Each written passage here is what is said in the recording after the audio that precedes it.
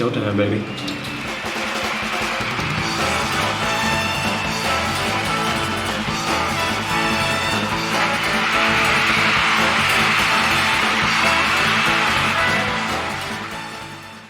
My name is JD King, and I've been an Elvis impersonator for 75,000 years. Well, that's what it feels like.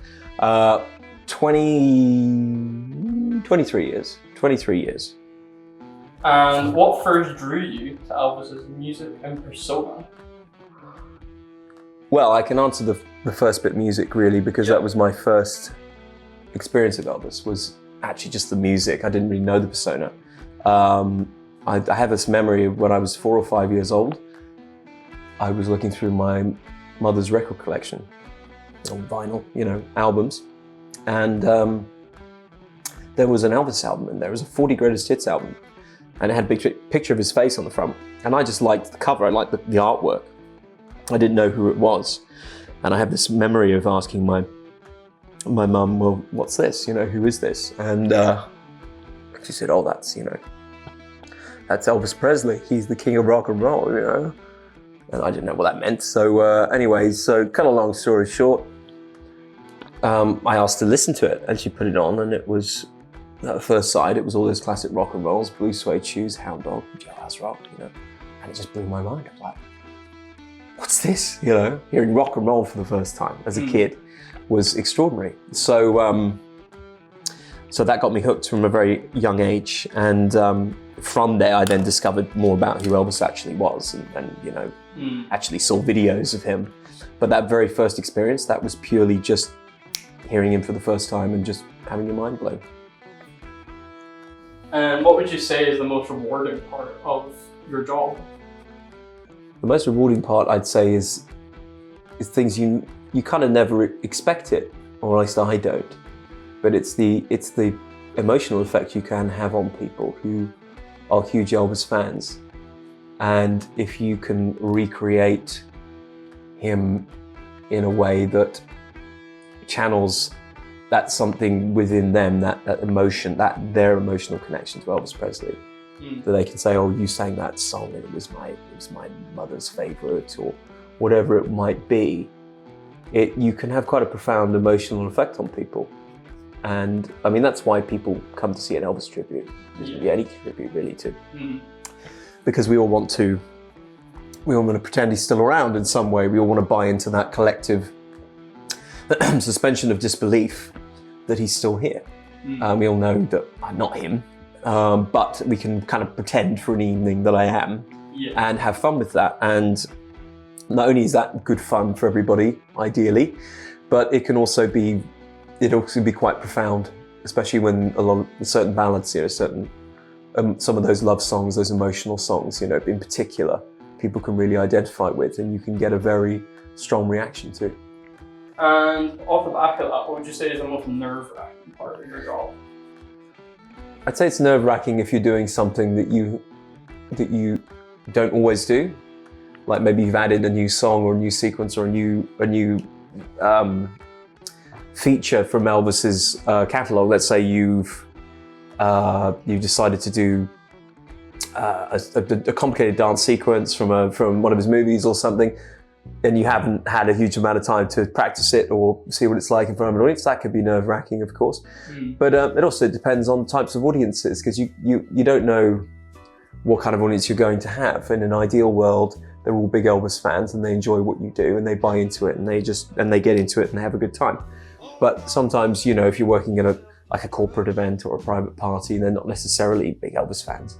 So you're kind of having to try and bring them in a way that because they might not be there for that purpose. That can be nerve-wracking, or that can be a bit soul-destroying when you think, if you're at a corporate event and no one's paying attention, you're like, oh, I'm terrible, I should retire, But then again, the next night you can go and sing at a party or sing at a venue like this tonight, and people go, oh, and then people dance, they sing along, and you go, oh, great, okay, well, I'm not the worst thing ever then.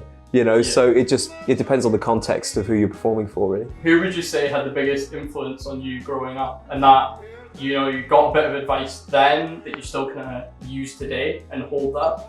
As a performer, you mean? Yeah, as a performer.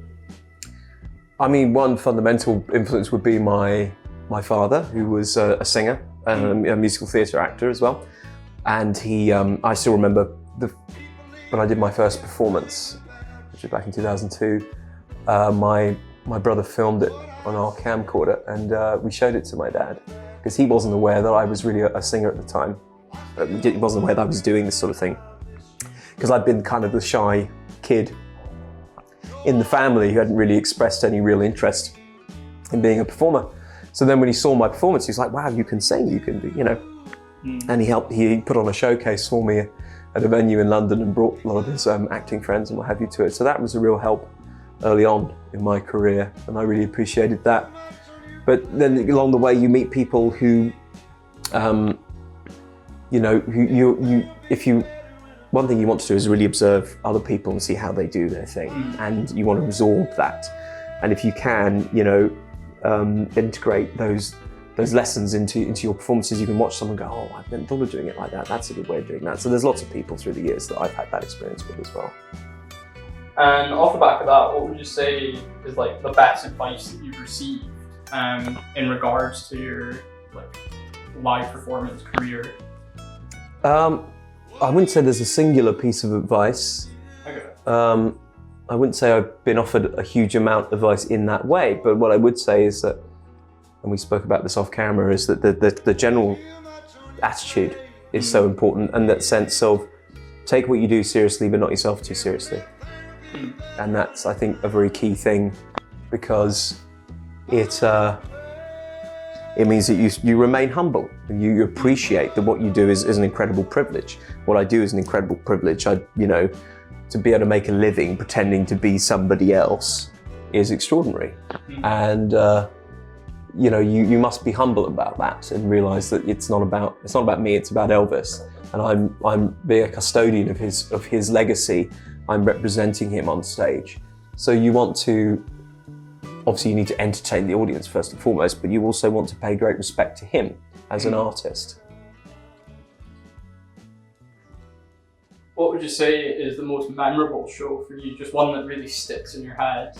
Oh gosh, I mean, I've done many shows, and some things stick in my mind for different reasons. I did a show in Dubai a couple of years ago, which was a big event. We had a massive stage. We had a fireworks display around the show. We actually had fireworks going off when I came on stage. But that was a big corporate event, and that was very memorable because of it was actually outdoors at the Dubai golf club. I can't remember the exact name of the golf club. There's just and with the skyline behind at night, it was really dramatic and very exciting for that reason. It really felt special. But then, of course, other things stick in your mind, which might be quite amusing. Like I remember I performed at a nudist camp one time many years ago. Most of the people put their clothes back on for the show, some of them didn't. And the thing that sticks in my mind is the lady who booked me afterwards said, oh, we really enjoyed it, thank you so much. We're all going to get in the hot tub now. It's an 8-person tub, but we can only get 16 of us in it. And we'd love you to join us. But there's only one rule, you're not allowed to wear trunks. So that's always stuck with me, that particular line. And I did politely decline, by the way, to joining them. But so it just goes to show you never know where you'll end up performing as Elvis. And like, go back to Elvis himself, what would you say is like your ultimate favorite song by him? Well, my favorite song is actually, and one that I'm doing tonight, is a song called Polk Salad Annie, which is very much a sort of dance song. It was described as being kind of swamp rock, is the kind of genre, which sounds bizarre, but that's kind of what it is, for want of a better description. It was one of Elvis's favorite sort of live performance piece songs. So that's my personal favorite song of all time. And Elvis really loved it too, and he evolved it into many different versions over the years when he was performing live. But there's lots of other songs I love, of course, you know. The Wonder of You, Always on My Mind, Can't Help Falling in Love. There's so many great Elvis songs that you can do, and that's one of the great things about it.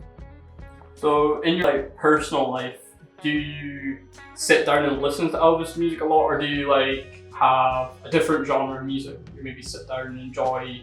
Oh, I listen to Elvis all the time, yeah. I mean, not just Elvis, but I do listen to Elvis a lot. So, I mean, I've got a huge collection of Elvis records and Elvis bootleg recordings as well. That's the kind of nerd that I am about Elvis Presley, that I have a huge collection of those sorts of things. So yes, I'm always putting stuff on in the background, and there's often new bits and pieces turn up on YouTube, you know, new videos and things. So that's always nice to get into. But I love lots of old traditional stuff. I love the Beatles, love the Who, love Queen, that sort of thing. So yeah, there's kind of old-fashioned music. What would you say is like one of the most challenging aspects of portraying Elvis? Well, it's just the fundamental of trying to pretend to be someone that you're not. I mean, just principally, that's complicated, because you can't be. You need to seem like you're being natural, but you can't be entirely natural, because you can't just be yourself. You have to be. You're playing a character, and that character has a certain way of behaving, that has certain physicality, has certain ways that they speak and they move, and so you always have to be aware of that in your mind. But at the same time, you've got to not look like you're concentrating too hard on doing it. So it's a balancing act. It's a real challenge. And what would you say was the hardest mannerism of Elvis that you had to learn to do? I wouldn't say there's so much a mannerism that's difficult, but it's just maybe some of the dancing can be tricky. Elvis was a great dancer, and you know, he was a very natural dancer. He had a great body shape, and for me, there'd be certain. I mean, he was a black belt in karate, so he was very flexible. I'm not very flexible, so probably the hardest thing I find is some of those karate-esque sort of, you know, Cossack squats and things, you know, going down low. You know, I really feel that in my hips, especially now that I'm 40 years old. So I'm starting to feel it a lot more. So yeah, that's one of the most difficult ones for me. How do you rehearse like your dancing and your songs? Are you just like constantly maybe reviewing footage of him live? Well, a lot of it I know very well off by heart, but it's a really good idea to go back and watch it and try and watch it with fresh eyes, because when you've done something so many times, it's actually very difficult to do it with fresh eyes, because you just know it so well. So one of the things actually, and this might sound controversial, but I enjoy watching other Elvis tribute artists, you know, other high-end Elvis tributes, because not that you want to necessarily copy what they're doing, but sometimes they can highlight things that you hadn't thought of. So that can help you, and you can think, oh, okay, they did that like that, and they highlighted that, they emphasized that, whatever it was, and you think, I could do that, you know, I could integrate that into my show as well, so that can be really useful. And that leads nicely onto my next question. Is the Elvis tribute world quite a nice place where you're all kind of friendly with each other, or is it like a very competitive world? I'd say it's both. For the most part, it's very nice, based on my experience. But there is competitiveness, of course. There's a lot of very good acts out there, and we all want to get work as much as we can. But you know, for the most part, I think if you act professionally around other people, then people will be professional with you. There's always a bit of drama going on in the background somewhere, but I try to steer clear of that. I try to just rise above it. I think that's the sensible thing to do. What would you say is your favourite outfit of Elvis's that you get to perform in? Well, I love the jumpsuits. In terms of which is my favourite, Elvis had something like 70 plus jumpsuits, so it's hard to say an exact one that I love more than any other. But that outfit type is my absolute favourite. You know, the 70s. You know, usually a white suit, not always a white suit, but the big leather belt, and again, you'll see me wearing that kind of thing tonight. It's just really, I find it really cool. You know, when I was watching videos of Elvis as a kid, you know, once I graduated from his 50s music towards his 70s music, which became my real passion later when I was a teenager, I just loved his iconic jumpsuits. They were just so cool. What kind of impact do you hope that your performances have on the audience? Well, you want to, first and foremost, you're there to entertain. So you want them to feel entertained. But also, you know, there's a lot of big Elvis fans out there, and you want to make sure that you are ticking the boxes in terms of what they expect. So in terms of the songs that you know they want to hear, you want to try and fit as many in as you can, of the most famous songs, so they're not going to feel disappointed they didn't hear what they wanted to hear. It's impossible, given how many hits Elvis had, to do all of them, but he had over 30 just number ones, let alone anything else. So you can't always do everything that people want to hear, but you can. You really want to make sure that you're always tuned in to first and foremost entertaining them, but also satisfying their need for it to feel like Elvis. And what do you think you'd be doing now as a career if your Elvis hadn't worked out, or say tomorrow, you've dropped off the face of the earth and now you're just doing something different? What do you think that would be? It's a very good question, like a parallel universe thing. I don't know. I mean, I was interested in filmmaking when I was a teenager, but I never really pursued it because I started performing, and that kind of took over my time and my energy and my interests. So I don't know. I'd probably still do something creative, something, as I'm the natural performer, so maybe I'd probably do something that involved that in some way. But yeah, I'd still be a massive Elvis fan, of course, and sing the songs at home and all that kind of thing. And yeah, hopefully it would be as fun and rewarding as this job is. What sort of things are going through your head just before you're ready to step on stage? Like, what's your thought process at that point? Not a lot for me, usually. Actually, I'm not, unless there's something very specific I'm trying to remember how I want to present, like maybe something slightly different I want to do. I might sort of go over it in my head a little bit, or think about a lyric of a song that I might have included in the show that I don't often do, so I can make sure that, I'm not going to forget it. But no, I mean, I very much step on stage and then I'm in character and then I'm in the show. I'm not the sort of performer who has a big sort of routine to prepare. Yeah. And the last question is, what advice would you give to someone wanting to be an Elvis impersonator? I think the number one thing is you want to be an actual fan of Elvis. And it might sound silly to say that, but there are people out there who aren't particularly fans, or they don't know much about it. And I think you owe it to your audience to be invested, emotionally in what you're doing, and to know your stuff, and before you start selling it to anybody. Otherwise it's more of a glorified sort of open mic karaoke sort of approach, which is fine. But if you want to do it professionally, you want to make sure that you tick all those boxes, and that's the first step. And then beyond that, you just want to make sure that you have prepared yourself as best you can as a singer, number one, because Elvis was a singer.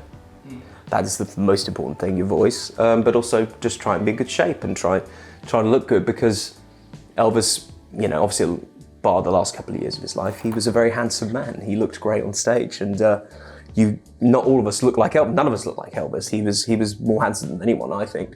But at least we should try to look our best, whatever that is for us. Perfect. Thank you.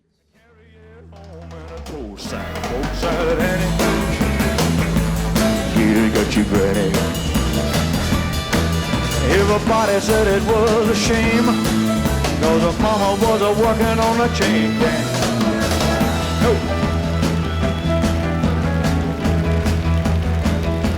Suck a little puss.